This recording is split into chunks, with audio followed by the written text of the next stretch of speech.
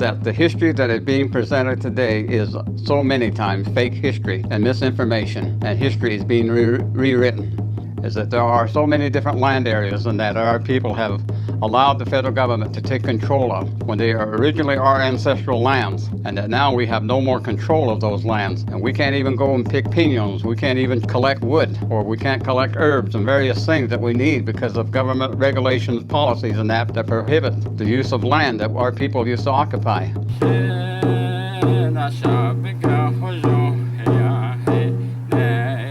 Nikita nepa haneki tikatnde akhe nahane haneki atten. Din leo trapasen da has ango to find the anda era to yenda I can kenda. Na hatchen tikato was better husband. To the hallo tikat balkana ba hanet hekita ede ya to de na standa ande.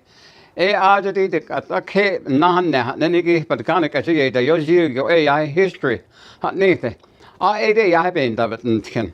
Arodi katia niro na hot idiki ya yo chide ya ta rago ya yenda ken odikat hatchen akwe ben da sen ken ta hotel I did on haya shonda nini glini. In the history of our people, there are a lot of information in that we need to have our own people understand.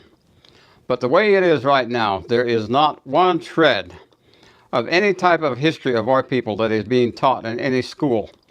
And I'm talking about the real, true history. And that history comes only from understanding the ceremonies, the songs, the prayers, and the stories and that. Trotting Coyote, and the winter stories, and the emergent stories. And these are the things that actually have history, historical information. In some cases, in years past, they would actually give it a date and a time. And that's why, as I understand it, the Dene came into the Southwest some 2,000 years ago. They came from the east. They crossed the mighty rivers to be here. And so that type of history has to be made obvious to our children and to learning and understanding the history. There's no such thing as our Dene coming from the north. And there is also no such thing as the word Dene, meaning the people. And so we have to have the understanding that the teachings that we provide for our people, the history of our people, is the correct history. And even in the comparing the written history of the United States of America, there is no mention of the history of the native people as the history is being taught in school. And as I mentioned in the language of our people earlier, that the history that is being presented today is so many times fake history and misinformation, and history is being rewritten. And so the thing that we have to be able to do is to provide what is all that is visible of all of the events of history that affected the Native American people. That has to be taught. And also the behavior of the public and that is involved in past history. There are so many characters in past history that had really had a negative effect, such as the Andy Jackson and the things that he did as far as completely trying to wipe out whole nations of native people. That's where the Trail of Tears comes from for the Cherokee people out into the prairies, and how he's confiscated their land and then became very wealthy on selling their lands. This type of history is not being made available to so many people. And the action that was taken against the native people by the government, when they rationalize and say they are doing it for the American citizens, the native people were never considered citizens of the United States. And it was always that the invaders, they had every right, according to government that was formed in that, and they acted on behalf of what they called the true American, and they were never native people. But the other thing that does not get taught is that Native American people in general had their own government. They had a functioning government, and this was a government that was based on the idea of honor and individual freedom, individual liberty, and those types of concepts in governing a people. And so when you read about how Benjamin Franklin encouraged the Continental Congress to really take a look at the way that these native people had formed their government, and so they attempted to, of course, form a more perfect union based on the traditional government of Native American people. And if you really look at it, in most Native American people, the sacred number 4 is always very much an important concept in governing people. And so you have in the United States government, everybody just looks at the 3 branches of government, but they never understand that there is that 4th. That is the voters. They are the 4th part of the 4 parts of government. And then when you have any dispute with the government, you always take the time to try to negotiate with the government. If that is not possible, then you try to litigate with the existing laws, the natural laws, the laws of civility, and you try to litigate. If that doesn't happen, then you ask that the legislator make a new law. And so that is the 3rd step. If that does not happen, then it is written into the Constitution that you have a right to protest or demonstrate. And so that is the 4th way of dealing with the government. It's all outlined in the traditional ways that Native American people had their government. And everybody understands that government is a necessary evil in so many cases, but it all depends on the leadership that is available among its people. So we get down to the Constitution of the United States of America. It's not being taught that it is based on Native American forms of government. And so that was the way it was, of course, with the Dene and our people. And those are the things that are not being taught. Today, our tribal government in many ways is just an extended arm for the federal government. Of course, they are put between a rock and a hard place in many ways, because whenever they acquire federal monies and that for any of the programs that they seek to implement on a reservation, those funds come with a lot of government policy that is drafted in Washington. And they have all of these rules, regulations, laws and codes and that they impose on the Navajo Reservation. In fact, in the Navajo Reservation, we have over 13,000 rules, regulations, policies, codes, and laws and that we have to abide by. When outside of the reservation, the average American citizen only has maybe about 3,000. So there's a big difference as to the way that we live on the reservation under government rule than what you do outside of Indian reservations. So the tribal government, when they acquire these federal funds and that, they put themselves in a position where they are completely subject to the federal government. But as our history is, the tribal leaders on that are very ignorant of the history of our people. They don't know the full history of the way that our people were before the arrival of the Spaniards sometime in the 1500s. And they, of course, don't even take into account all of the problems in that they had with people that just came into the land that was occupied by the Dene. And the Dene, in many cases, were not just protecting lands that they had occupied, they were also very much concerned about lands that were occupied by other people that they had lived with in the same land area. And that's another thing that is left and ignored from history of our people. In many cases, our people had good relationship with any of the neighbors of different tribes and that. And that's the way that our people were. Our people were a very peaceful people. They were a freedom-loving people, a liberty-loving people. They were a peaceful people. It's got to be understood that our principal deity was the one that they sometimes called talking God, or Hashteyashti, which is actually to be understood, Hashteyashti, the speaker of peace. We don't hear that from our tribal leaders. Our tribal officials do not have any comprehension of the history. They can't tell you what they don't know.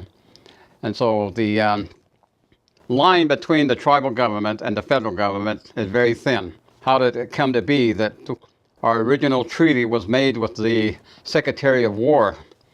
The Secretary of War's position, or cabinet post, was abolished by Congress. And at that point, they didn't know what to do with the treaties and the Indian people.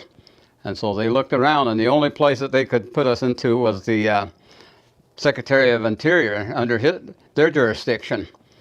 And there's a lot of conflict because the Secretary of Interior has all of these land issues, the Bureau of Land Management and the Forest Services and Parks and Recreations and National Parks and National Monuments.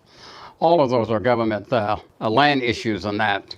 And so what they do, then they stick us under that. And the Secretary of Interior, of course, they don't come out and they don't know or explain the conflict that exists when they have to make a determination on any of these issues about resources on those lands. And there's a great conflict of interest as far as the Secretary of Interior is involved. And the present situation is that there are so many different land areas and that our people have allowed the federal government to take control of when they are originally our ancestral lands, and that now we have no more control of those lands. And we can't even go and pick piñons. We can't even collect wood, or we can't collect herbs and various things that we need because of government regulations, policies, and that prohibit the use of land that our people used to occupy. And so there are a lot of conflicts in that are disregarded and just kind of ignored. The federal government and the tribal government, there's a lot of information in that is not being viewed and not understood. And of course, it is not taught in any way to any of our people. The way that the Treaty of 1868 was written was they had to come into an agreement on the way that what small portions of land that was returned to our people was very small. So much of the land in that was taken, and our people have been gradually removed. And when they made the treaty, they promised all kinds of economic development, health care, education, and all these different areas of society. But in the years that have passed, we have no economy. Our educational system is in shambles. We have over 50% dropout rate among our Navajo students. Our health care is very poor. Maybe it is worse than poor. But the one thing that the federal government and our tribal government have been jointly active in is to reinforce the teaching now that we have allowed our government to teach our people. And that is, it's given a name. It's Sha. Sha means do it for me. So it is that all of our people now have lost the ability for self-reliance and being self-sufficient. They don't teach that. And that's the way our people were. That's part of the traditional ways of our people, is that you be self-reliant and that you be able to take care of your families and take care of yourselves as in your clan families, in your clan groups, and in your societies or community areas. Everything is Sha. Sha'ste, it means do it for me. Shaban Satakes, think about it for me. And so Sha is a very, very dangerous word. And it has been something that our people have now been taught to use. And so whenever you go to any of these meetings on the reservation, what they call chapter meetings, there's about 120 of them, and they're like town hall meetings. And that, in every place in those chapter areas, people are always saying, Sha, Sha, do it for me. Fix my roof, fix my plumbing, fix my this, fix my that. Fix my sick cattle, fix my sick horses and sheep, and fix this for me, fix that for me. Sha, Sha. A very damaging word to the ne, and it's not the way that our people should live. And so the government in any way is a necessary evil, but we have to have leaders in that. All of our leaders in that, the Barbona and Manuelito, and all of the ones that signed the Treaty of 1868, they were a different breed of people. They were a very different breed of people. And so other tribes, of course, you know, Sitting Bull and Crazy Horse, these people were a very special group of people. They loved the people. They knew what had to be done. They looked at all of what they could view, and then they acted on that. And so that's what our people need to do. We need to teach the correct history of our people. We need to have the better understanding how to work more effective with our government in so many different ways. And these are the things that our old people used to talk about. And it is something that we were told to always be aware of the way that we would work with the Spaniards and the white people or any other people. And those are the things that we were told.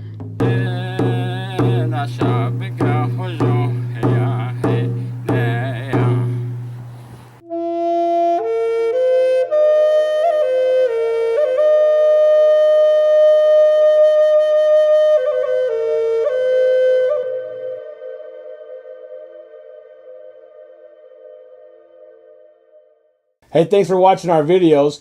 If you like what you see, don't forget to subscribe and hit that notification bell so you never miss one of our uploads. Also, head over to our website, NavajoTraditionalTeachings.com. Sign up for our email list. Aket!